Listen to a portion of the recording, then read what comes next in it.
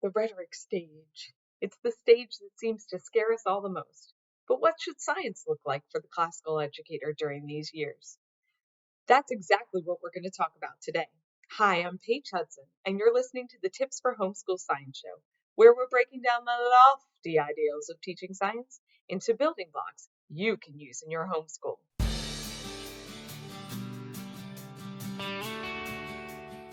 So, rhetoric stage, the high school years. These are the years when our students are really starting to come into their own. So, I want to talk about the nuts and bolts of classical science at the rhetoric stage years. Just like the other subjects during these years, it is an intellectually demanding program, so to speak. That said, I have graduated a child, and I can tell you that this does work. And I can also assure you that as a classical educator, you can certainly have your students do an outside class for science and then add in a few things to make it a little bit more classical, so to speak. So their high school science experience will be even richer than what they would get in an online course. So don't be daunted by this. You don't have to do it all by yourself. Let's talk about the different pieces. Before we go into exactly what we'll be using, let's talk about the rhetoric stage student itself. Usually these are going to be during the high school years, so 9th, 10th, 11th, and 12th grade. Your student may arrive here a little earlier, your student may arrive here a little later, and that's fine. But basically, this student has mastered the basic facts as well as some of the reasoning behind them. They're now prepared to move on to the more complicated details of science. On top of that, these students are far more contemplative. So when they ask a question, it's obvious that they have put more thought into the inquiry. They're not just going, why?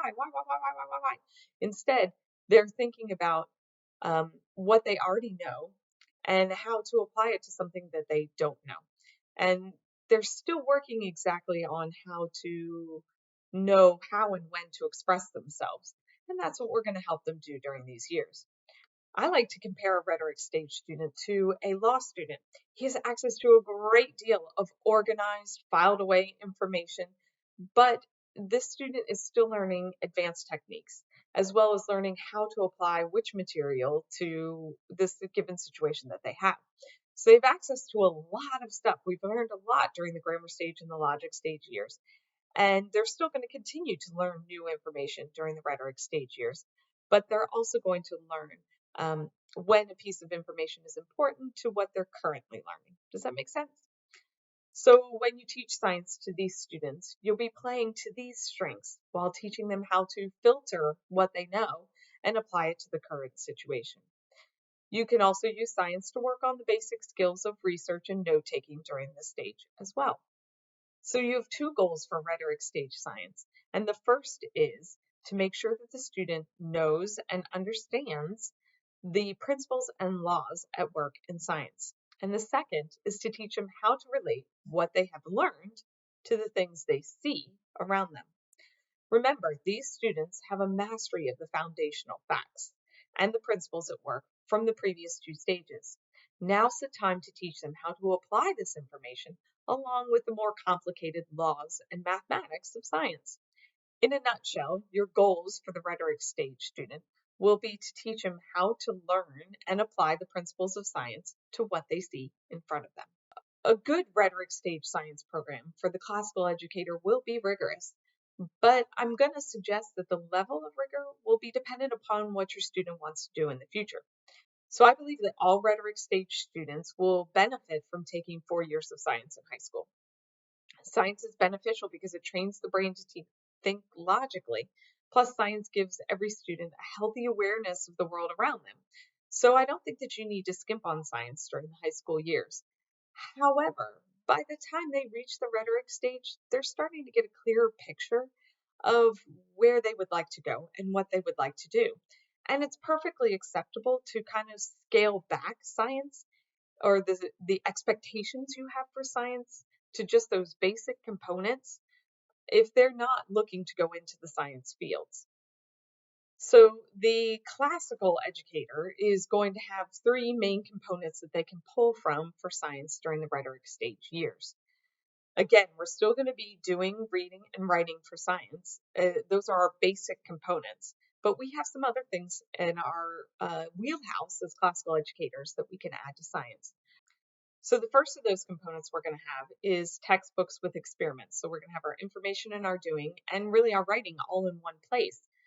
The students, especially the student that wants to go on in the sciences, should really be studying from a standard textbook. So something like Campbell's, Prentice Hall, Science Matters, CK12, or one of the other textbooks that are out there for you to use. But they should be studying from a standard textbook because these resources will study a complete area of science in a concise manner and will really touch on all the things that you need to touch on during the high school years.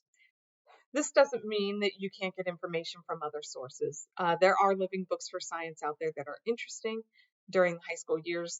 Of course, you could pull from YouTube, you could pull from other sources to learn about science, but really that textbook is going to help you kind of cover everything you need to cover for the high school years. Basically, you want to plan to complete one textbook per year, have the students take notes as they're reading as they go, reading a couple of sections a week, and you can have them choose to write, you can choose to write a full report at the end if you want for the whole chapter, and then add in experiments. Some of those textbooks will have experiment suggestions in there for you, or you can get an online lab or some other form of experiments that you can add in. But remember, we want those experiments to coordinate with what the students are learning. So you've covered your do, read, and write in that textbook with experiments. But as a classical educator, we want to add in a little bit more. And the second thing we want to add in is events in science, because again, we want to give our students a big picture view. We want them to see the context of what they're learning within the context of the history of what's going on. What else was happening at the same time. So depending on what your students plan on doing, you can make this section super rigorous or just a timeline basically. If you want a more rigorous curriculum, you can have the students read some of the original works from scientists like Aristotle.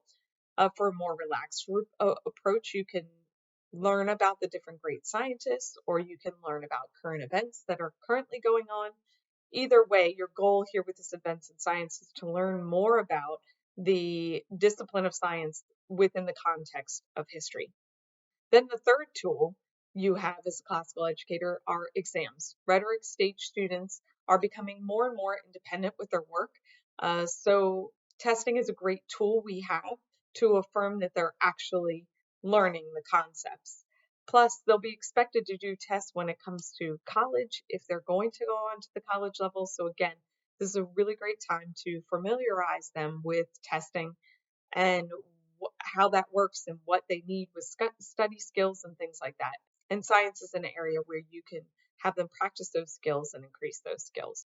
Now, if your student is majoring in sciences or has a real interest in science, then we want to bring two more things in for them. And one is the research paper, because a student that's planning on going into the field of sciences definitely needs to know how to do research. So they can do one or two in-depth research papers. This can be on whatever they want to learn about within the field of science that they are studying, or if there's another topic they would like to study. Again, this research paper could be part of their history program or part of their science program, but basically you want them to come up with a thesis statement and form and defend an opinion about the material. Again, this is going to be a process, so by the time you get to 12th grade, it's going to be much better than the one that they'll produce in 9th grade. And then the final thing that you'll have is an in-depth project. So this is a little bit more complex than your science fair project. It'll look a lot similar, but it'll have a couple different variables. It'll take a longer period of time. Imagine like a science fair project on steroids. So your student who's interested in sciences, this is a great opportunity for them to explore a question that they have about an area of science. So how will this look when it's all pulled together? Well, what we could do is we could have a student read a chapter about plant and animal cells, then have them look at these different cells under a microscope, have them write a brief report about what they've learned or about what they saw, then have them study Robert Hooke and his ideas about cell theory. Then you can give them a test on what they've learned about cells and the different theories that have gone through the ages. And then throughout the semester, you can also have them either work on a research project or they can work on an in-depth science fair style project within the field of biology. So again, when you tie these areas of study together, they reinforce one another and create a stronger awareness of how the fields of science affect the student's life every day. So during the rhetoric stage, our goals are to make sure the student knows and understands the principles and laws at work in science, and to teach them how to relate what they've learned to the things they see around them.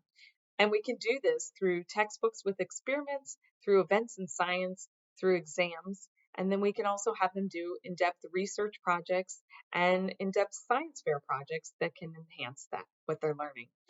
I hope this gave you a good overview of what classical science could look like for your high school student. It does seem a bit rigorous and daunting, but trust me, you lead up to this process. So it doesn't begin with this level of hard work. They're getting to that process. They're working towards these things. The idea is to add a little bit more each year, and then you'll get there. Thanks for listening, and I hope you have a great week playing with science. Have you struggled with finding a science curriculum that fits the classical education model you want to use in your homeschool? Rest easy. At Elemental Science, we have easy-to-use, award-winning science plans to help you teach classical science to your students. Each of our classical science programs will focus on an area of science all year long, giving you plans for weekly demonstrations or experiments, for reading assignments from visually appealing children's encyclopedias from publishers like DK, Usborne, and Kingfisher. Plus, you'll have customized student pages specifically for what you are studying that week. The programs in our Classical Science series are part of Well-Trained Minds' top recommendations, are part of Kathy Duffy's top picks, and every year, homeschoolers say they love our programs. Come see how we can help you teach classical science in your homeschool at elementalscience.com.